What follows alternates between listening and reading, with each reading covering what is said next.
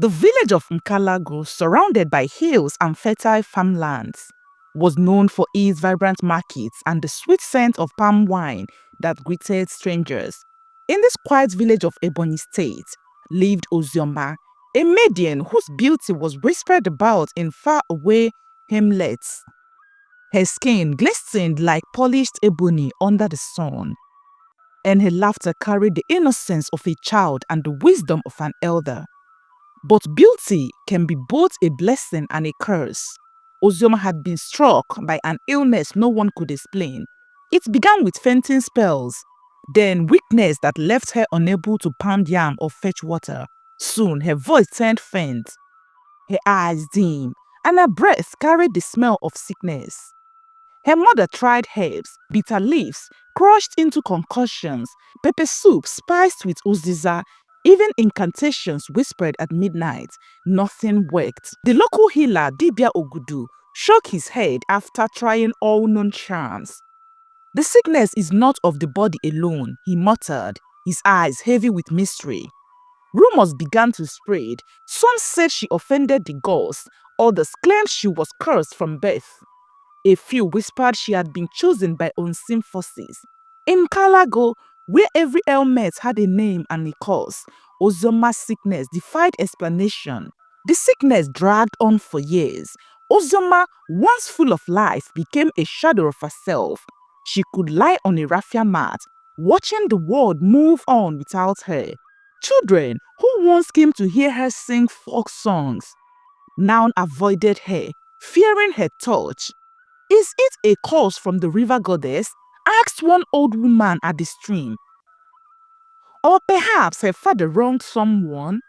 Her father Okorie felt the stench of shame.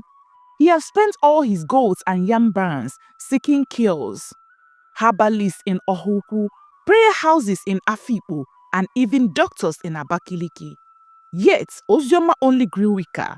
The villagers began to avoid the family. They believed her sickness could attract calamity.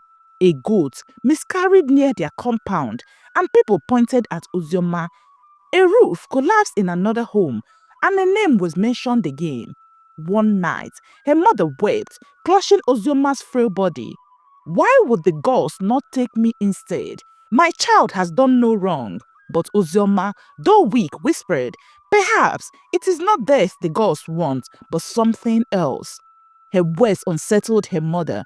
Could it be true that her sickness had a hidden meaning? As months turned to years, the elders of Nkalagu grew restless. Misfortune had begun to multiply.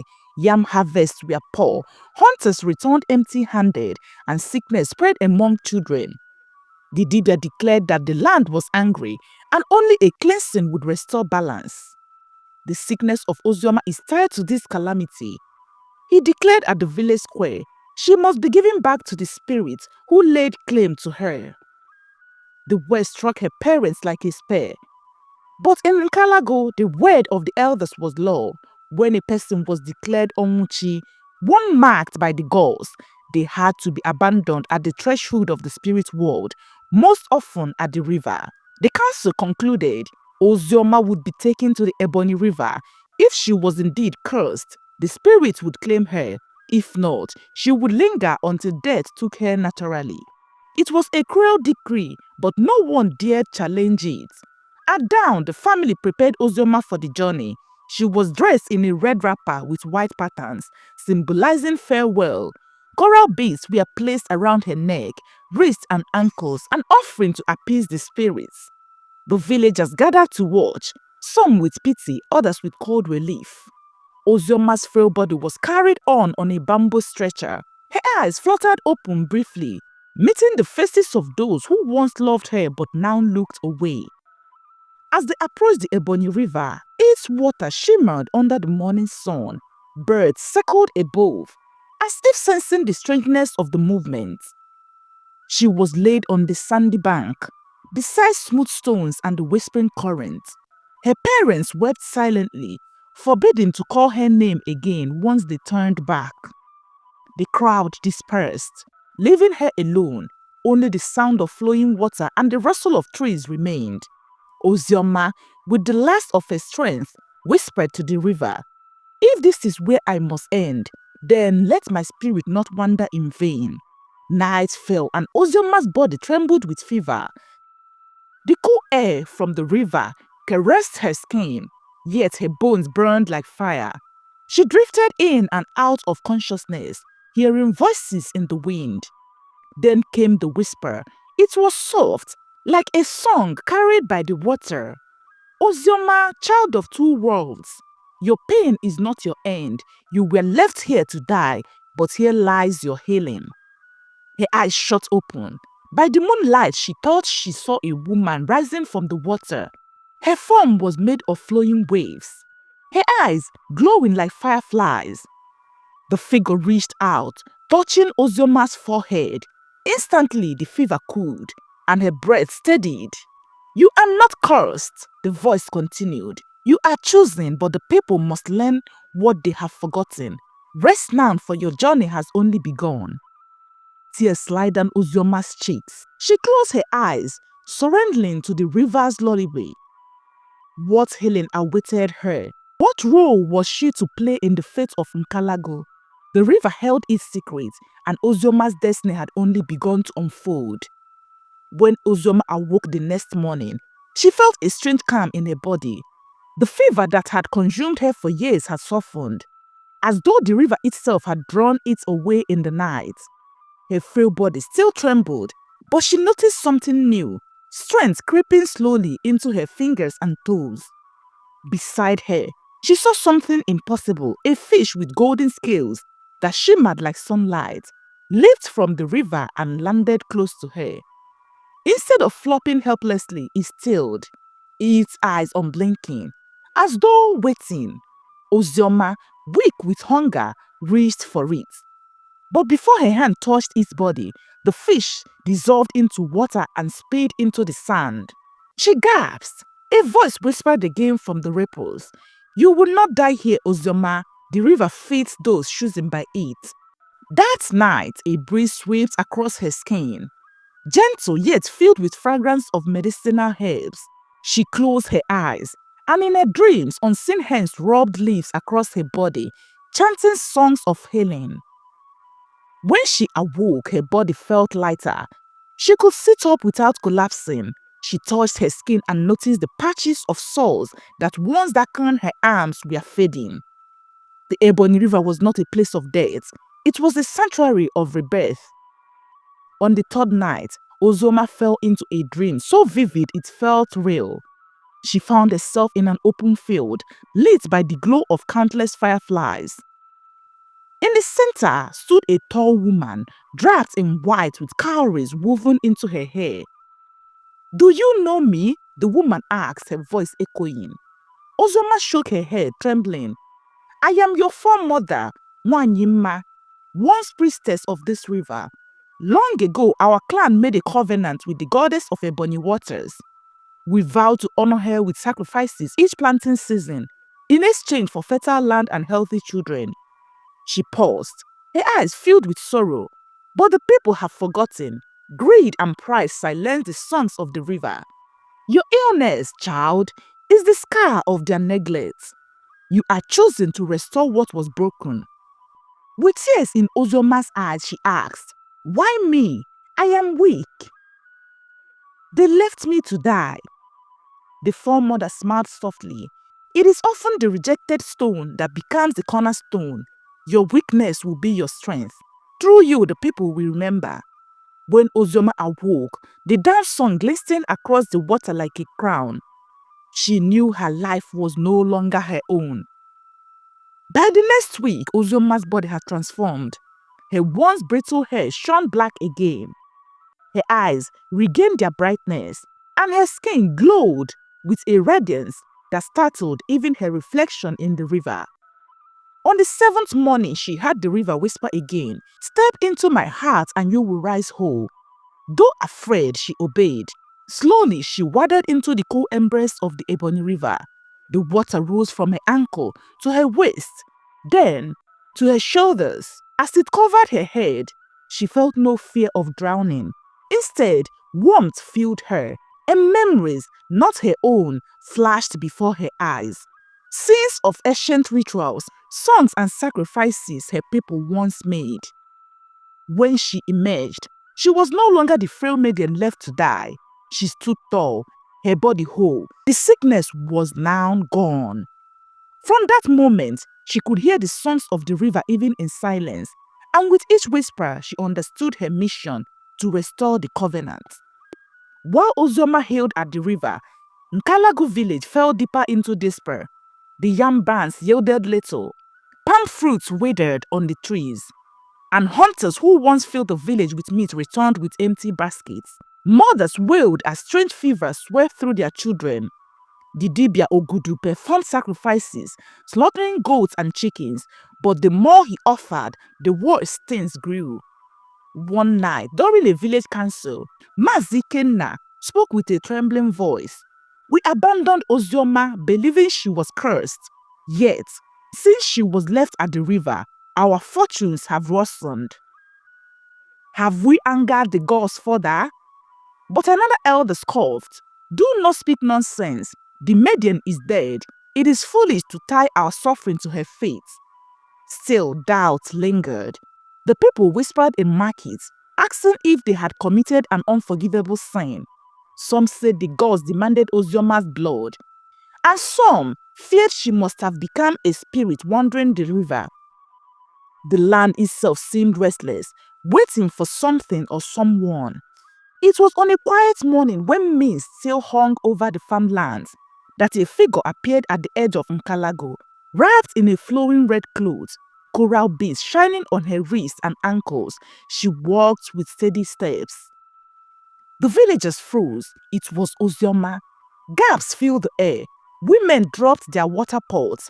Men stepped back in fear. Is it her ghost? Someone whispered. No, she breathes.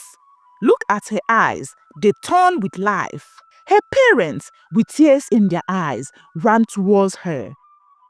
They had mourned her, yet here she stood, alive and radiant. But not all rejoiced. The elders frowned. To them, her return was not a blessing but a challenge to their authority. Ozioma said to them, You left me to die at the river, but the river gave me life. Your fields wither and your children fall sick because you broke the covenant. The goddess of the river waits for you to remember. Her words struck the people like thunder. Some fell to their knees in awe, others murmured in fear, unsure if she was still human or now something far greater. The rejected maiden had returned, and with her came the voice of the river. The villagers gathered in the square with a pounding heart and eyes that were fixed on Ozioma. Her presence unsettled them. Some of the villagers said she was a savior, while others said she might be a witch. The elders sat in a circle, their faces grim, and Mazi Ikenna said to her, Ozioma, if you are flesh and blood, explain your return. Did you not lie at the river's edge to die? Ozioma lifted her chin. Yes, you abandoned me to the spirits, but the spirits raised me. The sickness you feared was not mine. It was the mark of a broken covenant. You turned away from the goddess of the river, and the land suffers for it. The people murmured. Some nodded, others scoffed. Dibia Ogudu stood, shaking his rattle. Do not be deceived. Spirits often disguise themselves. How do we know you are not a trick of the water? Ozioma turned angrily to him. Would a trick restore the life you see before you? Would a trick reveal secrets only the ancestors know? You feared my weakness. Yet it was through weakness the river showed its strength. Her words struck them. Even Ogudu, though unwilling, could not deny the power in her eyes. At last, fear of worsening famine pushed them to heed her call. Ozioma led them to the Ebonyi River at dawn, the mist rising like smoke from a sacred fire. The people gathered with kola nuts, palm wine and white goats, symbols of purity. The women of the village sang ancient songs, long forgotten. Ozioma stepped forward, her feet sinking into the wet sand. She raised her hands, chanting the words the river goddess had whispered to her in dreams. The air thickened. The water rippled and suddenly the river rose, not as a flood, but as a shimmering figure of a woman made of flowing waves. Gasps erupted. Some fell prostrate. Others screamed in fear. The goddess of Ebonyi had come. Her voice was deep and commanding. You abandoned me, yet I kept you alive. Through this medium, my covenant is restored. But let this be your warning. Forget again, and you shall know ruin greater than this famine. The goat was slaughtered. Its blood seeped into the river. The water calmed. A cool breeze swept over the crowd, and the people felt hope. The following week, as the village celebrated the return of their fortune, yams sprouting again, and hunters returning with game, a sudden calamity struck. Chief More, the very man who had declared Ozioma must be abandoned, collapsed. His body twisted, his breathing shallow, his eyes rolled back. Panic spread. His family ran to Ozioma. Please, save him. You carry the river's blessing. Heal him. But Ozioma's heart wavered. This was the man who had condemned her to death. He had turned the village against her, stripping her of dignity. Why should she save him? At the riverbank that night, she cried out, Mother of rivers, why test me so? Must I heal the one who cast me away? The river whispered back, Mercy is the truest proof of power. Vengeance chains the heart, but forgiveness frees it. If you are truly mine, show them mercy. The next morning, the entire village gathered around Ozioma. The elder's breathing was faint, his family wailing. All eyes rested on her. She knelt beside him, and with her trembling hands, she slowly dipped a calabash into the Ebonyi River and sprinkled the water on his face. She whispered chants, not of anger, but of release. May the water cleanse, may the spirits forgive, may life return. Suddenly, Mazimuri gasped, coughing. His chest heaved and color returned to his cheeks. The crowd erupted in shouts of awe and praise. Tears ran down Ozioma's face. She had chosen mercy over revenge. And in that moment, the people saw not just a healed maiden, but a true vessel of the divine. Mazimuri, humbled and broken, fell at her feet. Forgive me, child. I was blind, but now I see. You are the covenant we cast aside. Ozioma lifted him gently. Rise, for forgiveness is the river that flows without end. Seasons passed, and Nkalago flourished again.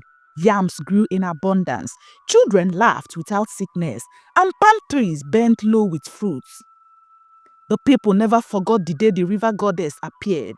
Ozioma, who was once a rejected maiden, now became the spiritual guide of the village.